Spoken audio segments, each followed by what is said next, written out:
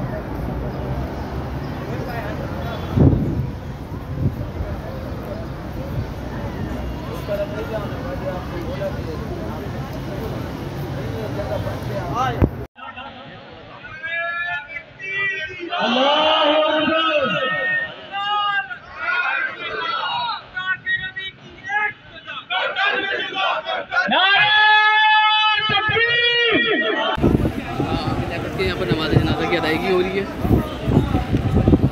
और यहाँ पर सलाम वलाम पढ़ा जा रहा है।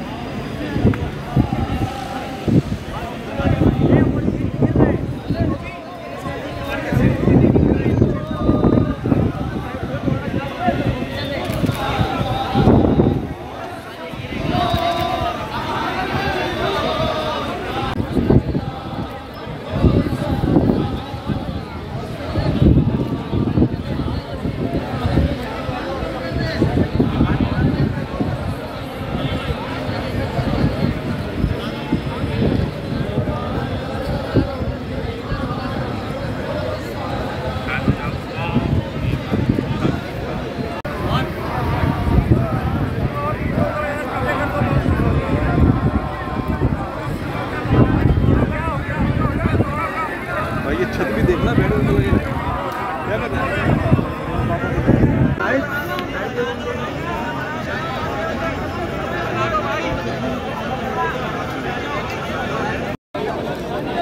क्या